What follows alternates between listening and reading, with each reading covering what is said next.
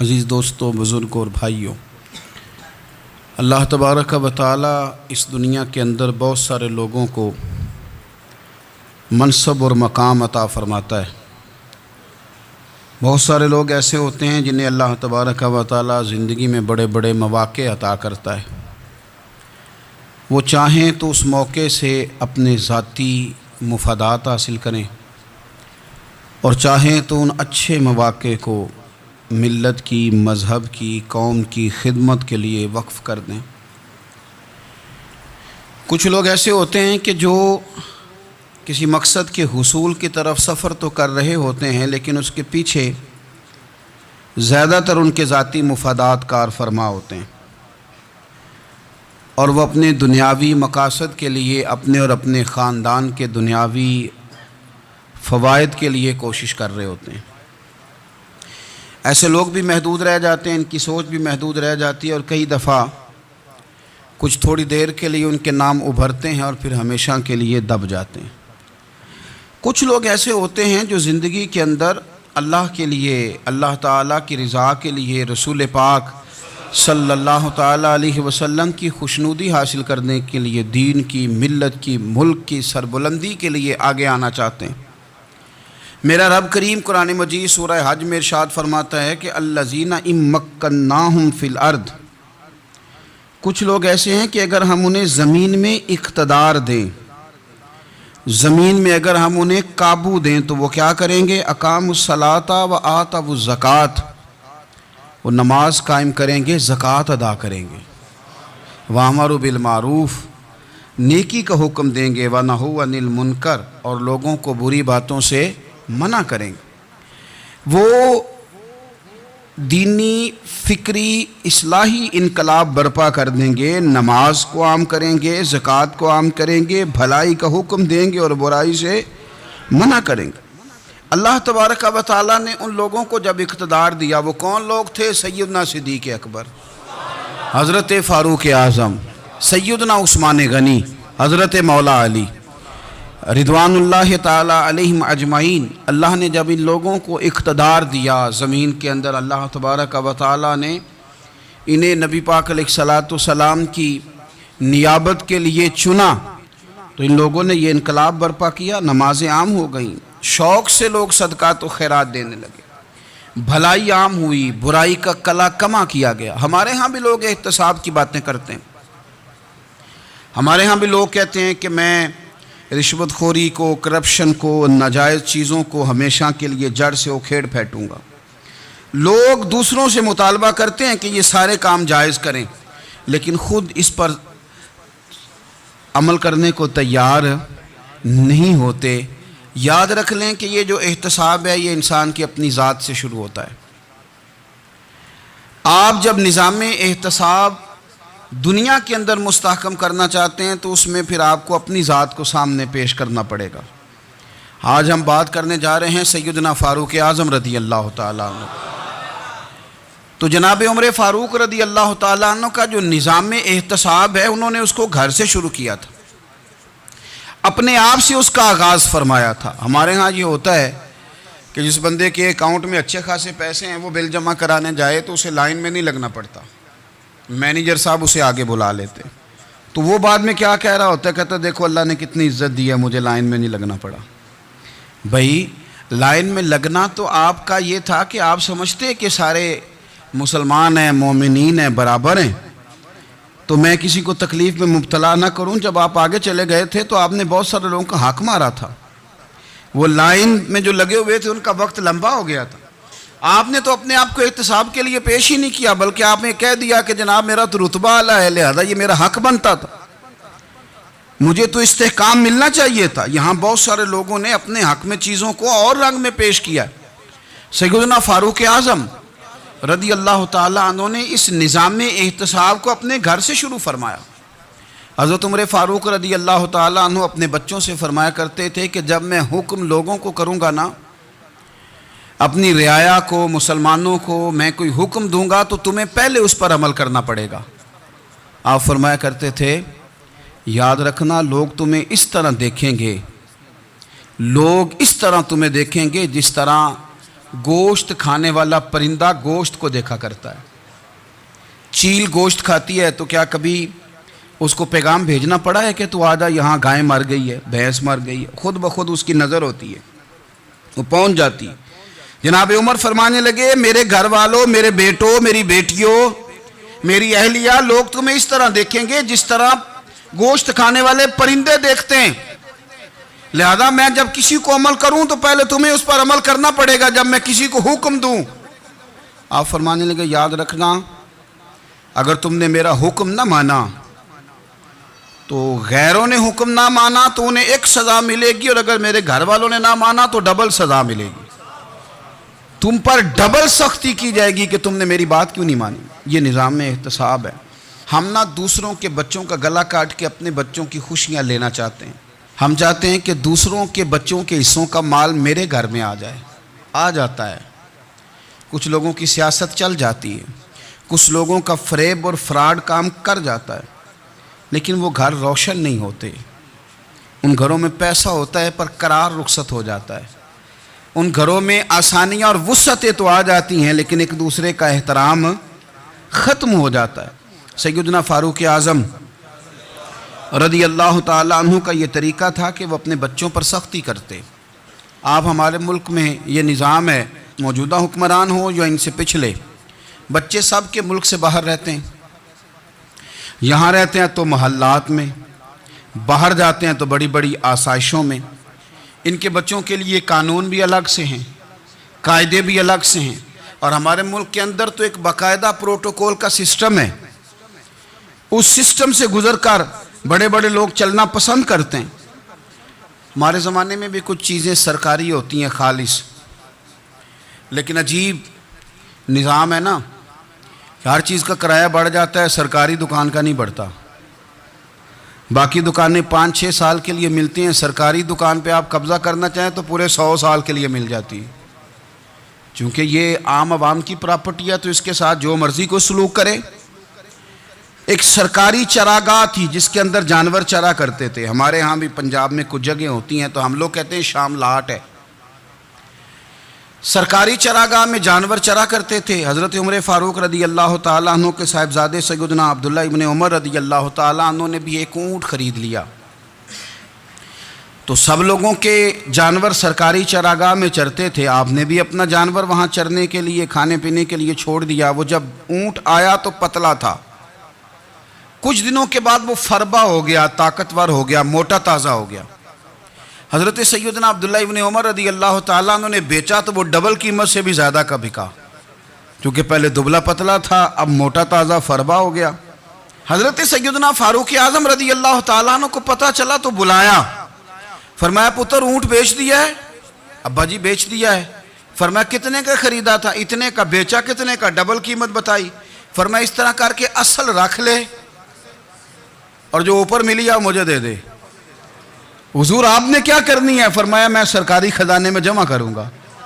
حضور کیوں؟ فرمایا اس لیے کہ تیرا اونٹ سرکاری جگہ پہ چرا کرتا تھا, وہ گھاس سرکاری جگہ سے کھاتا تھا. حضور سب کے کھاتے. حضرت عبداللہ ابن عمر کہنے لگے سب کے کھاتے ہیں. آپ فرمانے لگے تو سب میں شامل نہیں ہے, تو امیر المومنین کا بیٹا ہے, تجھے میں یہ حق نہیں دے سکتا, تیرے اوپر تھوڑی سختی زیادہ کی جائے گی, تجھے یہ حق نہیں ملے گا. تو اپنے اونٹ کو چونکہ سرکاری چراگاہ میں چرایا کرتا تھا, لہذا تجھے وہ جو اصل رقم یہاں جمع کرانی پڑے گی. ہمارے تو بچے پہلی بات تو یہ ہے کہ بات ہی نہیں سنتے. یہ سب کے بچوں کی بات کر رہا ہوں, وہ ٹیچر کے بچے ہوں, سیٹھ کے بچے ہوں, پیر کے بچے ہوں, امام صاحب کے بچے ہوں, کسی کے بچے ہوں, پہلے تو سنتے نہیں. اور اللہ خیر کرے اگر آپ کوئی سنانا چاہیں تو فوری طور پر وہ ہوم منسٹری کے پاس پہنچ جاتے ہیں, ان کی اماں ان کی وکیل بن جاتی, آپ کہہ ہی کچھ نہیں سکتے, حالات رخ بدل جاتے. اس کا نقصان یہ ہوتا ہے کہ ان کو تراشا نہیں جا سکتا, ان کو ہیرے نہیں بنایا جا سکتا, ان کے اوپر کچھ ایسی میل کچیل چڑھ جاتی ہے جو بڑی عجیب و غریب ہوتی ہے. اور کچھ لوگ ایسے ہوتے ہیں جو خرابی کرنے میں بھی اپنا کردار ادا کرتے ہیں, خرابی کرنے میں, اور بڑے لوگوں سے منسلک ہونے کے لیے لوگ رستے تلاش کرتے ہیں. رستے, میں چونکہ چیزوں کا مطالعہ کرنے کا بڑا شوقین ہوں تو میں میری والدہ داخل تھیں کئی سال پہلے ہسپتال میں، تو مجھے اس ہسپتال میں کچھ دن رہنا پڑا. ایک پرائیویٹ ہاسپٹل تھا، تو اس میں نا انہوں نے جگہ جگہ لکھ کے لگایا تھا ملازمین کو بخشیش نہ دیں. ہم ان کو بڑی اچھی معقول تنخواہ دیتے ہیں، سیلری بڑی عمدہ ہے، تو لوگ بخشیش نہ دیں. میں نے جو مینجمنٹ کے لوگ تھے ہاسپٹل کی، ان میں سے ایک سے میں نے کہا کہ اگر کوئی بندہ اپنی خوشی سے دینا چاہے تو آپ نے بڑا موٹا لکھ کے لگایا برائے مہربانی ان کو بخشیش نہ دیں. اس نے بڑی قیمت، سادہ آدمی تھا پر میری بڑی اس نے مجھے بات بتائی، مجھے نفع ہوا. کہنے لگے مولوی صاحب، جب کچھ امیر لوگ ہسپتال میں مریض لے کے آتے ہیں تو وہ صفائی والے کو پہلے ہی 500 روپیہ دکھا لیتے ہیں آتے ہی. پھر وہ جیسے آواز دیتے ہیں صفائی والے فٹافٹ اندر آتے ہیں، ان کا کمرہ صاف کرتے ہیں. تو سارے تو بیچارے اتنے مالدار نہیں ہوتے کہ آتے ہی پہلے کام والے کو 500 دیں. پھر نقصان کیا ہوتا ہے کہ یہ جن کی ذمہ داری ہے بہت ساری ڈیوٹیاں کرنے کی، یہ ڈیوٹی نہیں کرتے. یہ پلٹ کے ان کے طرف دیکھتے ہیں جن کے گھر سے سالن صحیح آتا ہے. ادھر ان کی توجہ زیادہ ہو جاتی ہے، جو نوٹ ان کو زیادہ دکھاتے ہیں، جو پھل لے کے آتے ہیں تو آدھا ان کو دیتے ہیں. تو ہم یہ کہتے ہیں یہ کام ہی نہ کرو، یہ اپنی تنخواہ پہ کام کریں تاکہ ہر آنے والے کا درد سمجھیں، ہر ایک کو یکساں یہ سروسز فراہم کریں. تو ہم یہ کام کرتے ہیں.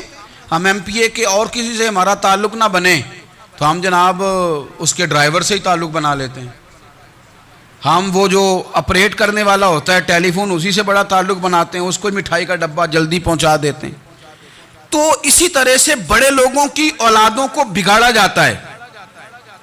حضرت عاصم بن عمر رضی اللہ تعالیٰ عنہ، یہ سیدنا فاروق اعظم کے بیٹے تھے. مصر گئے تو لوگوں کو پتہ چلا حضرت عمر کے بیٹے آئے. لوگوں نے تحفے دیے، بڑی بڑی چیزیں آپ کو دی. حضرت عمر کا بیٹا آیا، بڑے گفٹ دیے. تو صاحبزادے واپس آئے تو ان کے پاس بڑے تحائف تھے. سیدنا عمر فاروق رضی اللہ تعالیٰ عنہ نے دیکھا تو فرمایا ادھر لانا تحفے. کہا ابا جی لوگوں نے مجھے دیے ہیں. فرمایا تو نے کیوں بتایا تھا کہ میں امیر المومنین کا بیٹا ہوں؟ کہا حضور ان کو ویسے ہی پتہ چل گیا. فرمانے لگے پتر یہ تحفے تمہیں اس لیے ملے ہیں کہ تم امیر کے بیٹے ہو، یہ تحفے تمہارا حق نہیں، چونکہ تمہیں اس کرسی کی وجہ سے ملے ہیں اور یہ کرسی مسلمانوں کی ہے، لہذا یہ حق بھی مسلمانوں کا ہی ہے. یہ لا سارے مال غنیمت میں جمع کیے جائیں. آپ اپنے گھر سے جب احتساب شروع کرتے ہیں، اپنے گھر سے، اور یہ یاد رکھیں یہ جو لوگ آتے ہیں آپ کے بچوں کو نوازنے کے لیے، یہ انہیں خراب کرتے ہیں، بگاڑ پیدا کرتے ہیں، یہ عجیب و غریب سی چیزوں میں مبتلا کر دیتے ہیں. بچوں کا نقصان ہوتا ہے کل کلام. پھر جو شاپر اچھا لے کے آئے پیر صاحب کے بچے ذرا اس سے پیار سے ملتے ہیں، نقصان ہو جاتا ہے. یہ دستے نگر ہو جاتے ہیں، یہ لوگوں کی طرف جیتے ہیں، دوسروں پہ ڈیپینڈ کرنے لگتے ہیں. حضرت ابو موسیٰ اشعری رضی اللہ تعالیٰ عنہ نے پہلے تو ایک قلین بڑا سونا تھا، تو آپ نے حضرت عمر کے گھر بھیج دیا کہ چلو ان کے گھر میں ان کی اہلیہ بچھا لیں گی. کہیں سے تحفہ آیا. پھر وہ جس کمرے میں مال غنیمت اور خزانہ رکھا جاتا تھا اس کی صفائی کر رہے تھے تو ایک دینار مل گیا. تو وہ دینار بچے سارے جا رہے تھے تو ان میں سے حضرت عمر کے ایک بیٹے کو چھوٹے کو بلایا اور بلا کے کہا پتر یہ دینار لے لو. حضرت عمر نے دیکھا کہ بیٹے کے ہاتھ میں دینار بھی ہے اور گھر میں قالین بھی ہے. ایک موقع پہ وہ قالین گیا، ایک موقع پر بچے کو ایک دینار دیا. تو حضرت عمر اپنی اہلیہ سے پوچھنے لگے یہ کہاں سے آیا قالین؟ کہا جناب ابو موسیٰ اشعری رضی اللہ تعالیٰ عنہ نے بھیجا ہے. بیٹے سے پوچھا دینار کہاں سے آیا؟ کہا مجھے انہوں نے ہی دیا ہے. آپ نے وہ دینار بھی لیا اور قالین بھی لیا اور اس کو لپیٹا اور جناب ابو موسیٰ اشعری کو بلایا اور اتنے سخت ناراض تھے. فرمانے لگے ابو موسیٰ اشعری سے کہنا میرے پاس پیدل آئے، گھوڑے پہ نہ آئے. اور جب آئے حضرت ابو موسیٰ اشعری تو جناب عمر اتنے ناراض ہوئے کہ وہ قالین لپیٹ کے تو ان کے سر پہ مار دیا. فرمانے لگے پکڑو اپنا دینار، تمہیں پورے مدینے میں میرے بیٹے کے علاوہ کوئی اور نہیں ملے تھا جسے تم خراب کر سکو، میرا پتر ہی ملا تھا بگاڑنے کی. کس نے اجازت دی تم میرے بیٹے کو دینار دو؟ کیوں لائے تم میرے گھر میں قالین؟ حضرت عمر فاروق رضی اللہ تعالیٰ عنہ فرمانے لگے میں زمین پہ سونے کا عادی ہوں، زمین چٹیل بھی ہو تو رب کا بندہ بن کے سوتا ہوں تو اللہ مجھے آرام اور سکون کی نیند عطا فرما دیتا ہے. مجھے تمہارے مخملوں کی اور قالینوں کی ضرورت نہیں ہے. احتساب یہاں سے شروع ہوتا ہے بھائی. یہاں ہم نہ اپنے گھر میں بیٹھ کے مایوس باتیں کرتے ہیں، اور فلانے کے بچے کہاں پہنچ گئے، فلانے کے بعد بڑا پیسہ آ گیا، میں کچے مکان میں رہوں، میں یہ کروں، دیکھو مجھے نہیں سہولی۔ یہ تو آپ مایوسی والی باتیں کر رہے ہیں، یہ تو آپ کمزور باتیں کر رہے ہیں۔ یہ تو اس طرح کی باتیں تو ہارے ہوئے لوگ کرتے ہیں۔ اس طرح کا لب و لہجہ تو ان لوگوں کا ہوتا ہے جو احساس کمتری کا شکار ہوتے ہیں۔ یہ آپ نے کس طرح کا لب و لہجہ، اور اپنے بچوں کو آپ بھکاری بنا رہے ہیں تاکہ دوسروں کو دیکھیں تو مایوس ہو جائیں۔ اٹھ باندھ کمر کیوں ڈرتا ہے، پھر دیکھو خدا کیا کرتا ہے۔ آپ کا جو احساس ہے وہ اتنا خوبصورت ہو، آپ کے لہجے کے اندر اس قدر ٹھہراؤ ہو، آپ کو اطمینان آ چکا ہو، اور آپ کے بچے کبھی بھی کمپیریزن نہ کریں اپنا کسی کے ساتھ، کبھی بھی انہیں کرنے نہ دیں۔ آپ کبھی بھی وہ کبھی یہ بات نہ کریں کہ فلانے زیادہ اچھا کھاتے پیتے ہیں تو ہم کدھر ہیں، کرنے نہ دیں انہیں بتائیں کہ بیٹا اپنی مٹی پہ چلنے کا سلیقہ سیکھو، سنگ مرمر پہ چلو گے تو پھسل جاؤ گے۔ ان کو بتائیں کہ جو تمہارے پاس ہے یہ خدا کا عطیہ ہے، اسی پر تم نے قناعت کرنی کبھی بھی۔ حضرت زید بن حارثہ سے نبی پاک صلی اللہ علیہ وسلم کو بڑا پیار تھا، پھر ان کے بیٹے حضور کے غلام زادے حضرت اسامہ بن زید کے ساتھ بھی حضور بڑا پیار کرتے، لیکن یہ تو مسلمہ حقیقت ہے نا کہ عظمت اور شان تو سیدنا فاروق اعظم کی زیادہ ہے۔ امت کا اتفاق ہے کہ نبیوں کے بعد سب سے بڑا درجہ جناب صدیق اکبر کا، اور پھر اللہ نے مقام عطا کیا حضرت فاروق اعظم کو۔ یہ بڑے لوگ تھے۔ ایک دفعہ مال تقسیم ہو رہا تھا تو حضرت عمر رضی اللہ تعالیٰ عنہ نے نا حضرت اسامہ بن زید کو 4000 دینار دیے، اور اپنے بیٹے عبداللہ ابن عمر کو 3000 دینار دیے۔ تو حضرت عبداللہ ابن عمر گھر جا کے کہنے لگے، ابا جی اسامہ میں وہ کون سی خوبی ہے جو میرے اندر نہیں، اور اسامہ کے باپ میں وہ کون سی خوبی ہے جو آپ کے اندر نہیں۔ تو حضرت عمر کی عاجزی دیکھیے، حالانکہ بالاتفاق دنیا جانتی ہے کہ جناب عمر فاروق رضی اللہ تعالیٰ عنہ افضل ہیں، پھر بھی پتہ اپنے بیٹے سے کیا کہتے ہیں، فرماتے ہیں او سن یار، وہ خدمت گزار ہیں نبی پاک کے، وہ بھی حضور کے گھر میں ڈیوٹی کرتے، نوکری کرتے، اور ان کے بیٹے بھی حضور کی نوکری کرتے، یہ خدمت گزار ہیں۔ فرمانے لگے اگر تو نے پوچھ لیا تو سن، پھر میری تو رائے یہ ہے کہ تیرے سے زیادہ اسامہ بن زید حضور کی نظر میں پیارے ہیں، اور اسامہ کا باپ تیرے باپ سے زیادہ نبی پاک کا پیارا ہے۔ کوئی کمپیریزن کرنے نہیں دیا، بچوں کو کسی ایسی جگہ کھڑے ہونے نہیں دیا، فرمایا یہ وجہ ہے، یہ انداز ہے کہ تو زیادہ پیارا ہے۔ حضرت عمر فاروق رضی اللہ تعالیٰ عنہ پسند نہیں کرتے تھے، ذرا برابر بھی پسند نہیں کرتے تھے کہ کوئی شخص اور مال آتا تو اپنے رشتہ داروں کو نوازنے سے بچتے۔ مال غنیمت آتا ہے نا، ہمارے ہاں تو اللہ خیر کرے جب کوئی بندہ کونسلر بنتا ہے، چیئرمین بنتا ہے، تو ٹھیکہ کس کو دیتا ہے؟ کوئی چلو بھتیجا مل جائے، کوئی بھانجا مل جائے، کوئی چھوٹا بھائی، اسے بھی کام مل جاتا ہے ساتھ۔ نوازنے پہ لوگ آتے ہیں تو وہ تلاش کرتے ہیں کہ کہاں کہاں کو میرا ہے، وہ ٹینڈر ہی ان کے نام کے پاس ہوتے ہیں جن کی طرف ذرا نظر کرم زیادہ ہوتی۔ حضرت عمر فاروق مال تقسیم کر رہے تھے تو بیٹی آگے کہنے لگی، ابا جی رشتہ داروں کا بھی حق ہوتا ہے، آپ سب کو دیتے ہیں، آپ کے اپنے آپ کے قریب ہی نہیں آتے۔ تو حضرت عمر فاروق نے کیا لفظ کہے، کیا حقیقت ہے، کیا حسن ہے، فرمانے لگے پتر یہ مال تیرے باپ کا نہیں مسلمانوں کا ہے، جب تیرے باپ کا ذاتی مال ہوگا تو اپنے رشتہ داروں کو دے گا، یہ مسلمانوں کا مال ہے، یہ اسی حساب سے تقسیم ہوگا جو عدل کا حساب ہے، جو ترازو ٹھیک ہے۔ فرمایا تو مجھے یہ مشورہ نہ دے، یہ مسلمانوں کا مال۔ یہاں سے نظام احتساب شروع ہوتا ہے، یہاں سے انسان آگے بڑھتا ہے، اور پھر کوئی تکلف نہیں کسی پر حضرت عمر کا، کوئی چھوٹا ہے یا بڑا ہے۔ حضرت ابو سفیان رضی اللہ تعالیٰ عنہ سردار رہ چکے ہیں مکے کے، بڑے آدمی، لیکن نظام احتساب میں کوئی چھوٹا بڑا نہیں ہوتا۔ حضرت عمر فاروق مکہ مکرمہ گئے تو لوگوں نے کہا حضور جناب ابو سفیان نے نا گلی میں پتھر رکھے،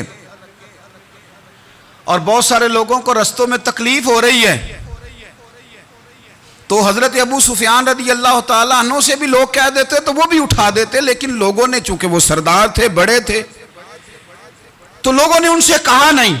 حضرت عمر جب آئے تو کہا تو جناب عمر نے پرواہ نہیں کی، خود آئے جناب ابو سفیان سے کہا یہ پتھر آپ نے رکھے؟ کہا حضور ہاں۔ فرمایا یہ بھی اٹھائیے، یہ بھی اٹھائیے، یہ بھی اٹھائیے۔ جب وہ اٹھا رہے تھے تو حضرت عمر کہہ رہے تھے شکر نہیں اللہ کا کہ عمر کہہ رہے ہیں اور ابو سفیان مانتے جا رہے ہیں.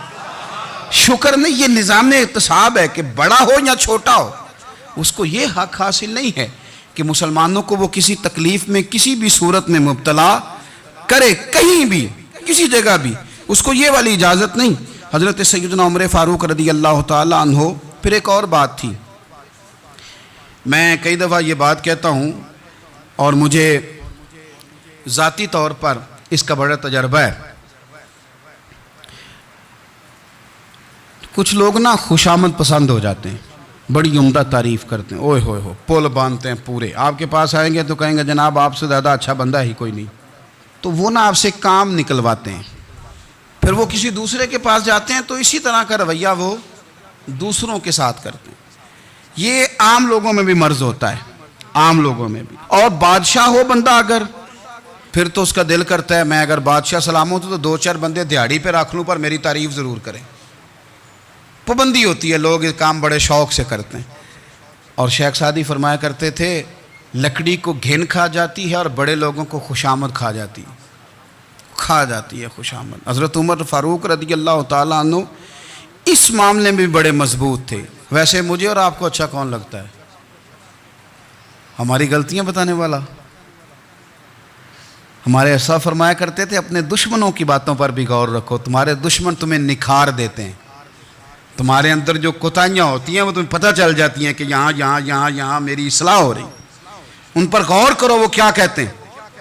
حضرت عمر فاروق کی تعریف کی ایک بندے نے, کمال تعریف کی. وہ اس کا خیال تھا کہ رزلٹ بڑا شاندار آئے گا. بادشاہ کی تعریف ہوتی تھی تو پھر تھیلی جاتی تھی اشرفیوں کی, کمال رزلٹ آئے گا. تو حضرت عمر جب وہ پوری کر چکا نا بات تو فرمانے لگے تو خود بھی ہلاک ہوا اور مجھے بھی ہلاک ہی کر دیا ہے. خود بھی تباہ ہوا ہے, مجھے بھی تباہ کر دیا. کس طرح کی باتیں کر رہا ہے. ایک بندہ اور آیا اور اس نے آ کے کہا کہ پوری امت میں سب سے افضل ہے فاروق اعظم آپ ہی ہیں. تو حضرت عمر فاروق فرمانے لگے تجھے تیری ماں روئے. ابو بکر تجھ سے بھی افضل تھے, تیرے باپ سے بھی افضل تھے, اور صدیق اکبر مجھ سے بھی افضل ہیں اور میرے باپ سے بھی افضل ہیں. یہ تو کس طرح کی بات کر رہا ہے. یہاں ہر شے ہضم نہیں ہو جاتی, فوری طور پہ لوگ ڈکار بھی پورا نہیں لیتے. قرآن مجید نے کہا فَلَا تُزَكُّوا أَنفُسَكُمْ هُوَ أَعْلَمُ بِمَنِ اتَّقَى. اپنے منہ سے نہ کہو میں پاک صاف ہوں, اللہ زیادہ بہتر جانتا ہے کہ تم میں سے پرہیزگار کون ہے. اپنے منہ سے تعریفیں کرتے کراتے ہو, یہ مزاج چھوڑ دیں. حضرت عمر رضی اللہ تعالیٰ عنہ پسند نہیں کرتے تھے. ایک آدمی نہ چلتا تھا وہاں تو بڑا متکبرانہ چال کے ساتھ چلتا. حضرت عمر نے دیکھا, یہاں تک احتساب فرماتے تھے, زمین پہ زور زور سے پیر پٹکتا, چال بڑی اس کی متکبرانہ, لوگ بڑے پریشان ہوتے. حضرت عمر نے ایک دن سمجھایا, باز نہیں آیا. اگلے دن پہ درہ نکال لیا, لگائے 4 درے. فرمایا آج کے بعد نہ چلنا اس طرح مدینے میں پیر پٹک پٹک کے. اس وقت تو اسے غصہ لگا, لیکن کچھ دیر کے بعد نا جب غصہ اترا تو حضرت عمر کے پاس آیا, کہنے لگا حضور اللہ آپ کا بھلا کرے, آپ نے درے نہیں مارے, آپ نے تو شیطان بھگا دیا جو میرے ساتھ چمٹا ہوا تھا. چمٹا ہوا شیطان آپ نے مجھ سے بھگا دیا ہے. یاد رکھیں مسند امام احمد بن حنبل میں حدیث ہے, اللہ کے پیارے رسول صلی اللہ علیہ وسلم فرماتے ہیں جو دنیا میں متکبرانہ چال کے ساتھ چلتا ہے نا, قیامت کے دن وہ اللہ سے اس حال میں ملے گا کہ رب اس سے ناراض ہوگا. متکبرانہ چال سے نہیں چلیں گے. تو حضرت فاروق اعظم رضی اللہ تعالیٰ عنہ کا یہ طریقہ تھا کہ آپ خیال کرتے. اور پتہ کس طرح کا آپ کا مزاج تھا؟ فرماتے تھے تقسیم کرو, دوسروں کا بھی خیال رکھو. جس طرح بندہ دیوانہ وار نہیں لوگوں کا خیال رکھتا کہ بندہ بگڑے کوئی نہ, دیوانہ وار. کچھ لوگ تبلیغ کرتے ہیں رسمی, اور کچھ لوگ ایسے ہوتے ہیں جو لوگوں کی اصلاح میں دیوانے ہو جاتے ہیں. ان کی خواہش ہوتی ہے یہاں بھی بندہ ٹھیک ہو جائے, یہاں بھی بندہ ٹھیک ہو جائے, یہاں بھی بندہ ٹھیک ہو. کچھ لوگ کڑی نگرانی کرتے ہیں کہ انسان بگڑنے نہ پائے. حضرت عمر فاروق رضی اللہ تعالیٰ عنہ نا گوشت والی دکان کے پیچھے جا کے بیٹھ گئے کئی دنوں تک. وہ کہنے لگا حضور یہاں کیا ہے؟ فرمایا تو اپنا کام کرنا. گوشت والی دکان پہ بیٹھے, کام کر اپنا. نگرانی کرنے لگے حضرت عمر. پھر آپ نے نا وہ بندے پکڑ لیے. کون؟ جو 2 دن مسلسل گوشت خریدنے آئے. پکڑ کے کھڑا کر لیا. فرمایا تو کل بھی گوشت لینے آیا تھا؟ حضور ہاں. فرمایا آج پھر کھائے گا؟ حضور جی. تو آپ فرمانے لگے کیا تیرے محلے سے غربت ختم ہو گئی ہے؟ تیرے رشتہ دار سارے پیٹ بھر کے کھاتے ہیں، تو دو دو دن گوشت لینے آتا ہے؟ فرمایا آج کے بعد مسلسل گوشت لینے آیا تو درے سے ماروں گا، خبردار یہ کام نہ کرنا. یہاں تک نظام احتساب کا جب خیال رکھا جائے پھر حالات بگڑا نہیں کرتے، پھر وہ قابو میں رہا کرتے ہیں. حضرت عمر فاروق رضی اللہ تعالیٰ عنہ اس ترتیب کے ساتھ اصلاح کرتے، اس ترتیب کے ساتھ. سیدنا فاروق اعظم رضی اللہ تعالیٰ عنہ کی ایک بات آخر میں عرض کرنی ہے، وہ میں بھی اپنے اوپر لاگو کروں، آپ بھی غور کریں. حضرت عمر فاروق رضی اللہ تعالیٰ عنہ نے خط لکھا حضرت ابو موسیٰ اشعری کو. آپ فرمانے لگے یاد رکھنا، جو گورنر، جو امیر اپنے رب کریم کی فرما برداری کرتا رہتا ہے نا، اس کی رعایا بھی اس کی فرما برداری کرتی ہے. اور جو لوگ اپنے رب کریم کی فرما برداری چھوڑ دیتے ہیں، پھر جنہوں نے ان کی فرما برداری کرنی ہوتی ہے وہ ان کی فرما برداری چھوڑ دیتے ہیں. آپ نے سپہ سالاروں کو خط لکھے تھے، فوج کے جو جرنیل تھے، کمانڈو تھے، ان کو خط لکھے تھے. فرمایا جو سپاہی نماز نہیں پڑھتا اسے فوج سے نکال دو. اور ساتھ لکھا تھا یاد رکھو جو رب کا وفادار نہیں وہ ہمارا کیسے ہو سکتا ہے، نکال دو ان لوگوں کو، فوج سے الگ کر دو. ہم آج جو بے پناہ پریشان ہیں، ہمارے بچے بات نہیں مانتے، شاگرد بات نہیں مانتے، ہم شکوے کرتے ہیں، بے ادبی بڑھ گئی. ادب کے ساتھ میں گزارش کروں گا بڑوں کی بارگاہوں میں، جو میری طرح کے بڑے بنے ہوئے ہیں، بزرگوں سے نہیں بات کرتا، ان سے میں کہوں گا کہ ہمیں ایک دفعہ اپنے اوپر بھی تو غور کر لینا چاہیے. کہیں ایسا تو نہیں ہے کہ ہم جب تک اللہ تعالیٰ کے فرما بردار تھے، جب تک ہم تقوی کے معیار پر تھے، ہماری بات ماننے والے ہماری بات مان رہے تھے. کہیں ایسا تو نہیں کہ ہم اس معیار سے ہل گئے ہیں تو اب جو ہمارے فرما بردار تھے وہاں سے ہل گئے. حضرت عمر رضی اللہ تعالیٰ عنہ فرمایا کرتے تھے کہ لوگوں کو عجب میں مبتلا نہیں ہونا چاہیے. خود پسندی کا جو ماحول ہوتا ہے اس سے لوگوں کو ہمیشہ نکلنا چاہیے. حضرت عمر کے ایک صاحبزادے نے کنگھی کر لی، اچھا لباس پہن لیا تو درہ مارا جناب عمر نے. تو آپ کی بیٹی کہنے لگی ابا یہ تو بالکل جائز ہے، اچھے کپڑے پہننا، اچھا لباس پہننا اور سر میں کنگھی کر لینا، اس پر درہ کیوں مار دیا؟ تو آپ فرمانے لگے بیٹا یہ خود پسندی میں مبتلا ہونے لگا تھا، یہ اپنے آپ کو بہت بھلا سمجھنے لگا تھا، اس کا خیال تھا کہ میں ہی ہوں، میرے علاوہ کوئی نہیں. یہ اس مقام پہ جا رہا تھا جہاں اس کی تربیت رک جاتی، اس لیے درہ مارا ہے. ایک دفعہ حکومتی معاملات کے اندر آپ کی اہلیہ نے مشورہ دینا چاہا. بڑے کام بیویاں نہیں کرتی، بڑے بڑے معاملات میں مداخلت نہیں کرتی. ہمارے بر صغیر میں وہ بادشاہ نہیں گزرا کہ جو فیصلہ کرتا تھا تو کرسی پہ بیٹھ جاتا تھا اور پردے کے پیچھے اس کی بیوی بیٹھ جاتی تھی، اور جب وہ فیصلہ سنانے لگتا تو یوں گردن پیچھے کرتا اور اہلیہ جو کہتی وہ فیصلہ سنا دیتا. لیکن ایک دفعہ خاتون نے ایک آدمی کو حضرت عمر نے معزول کیا تو آپ کی اہلیہ نے اس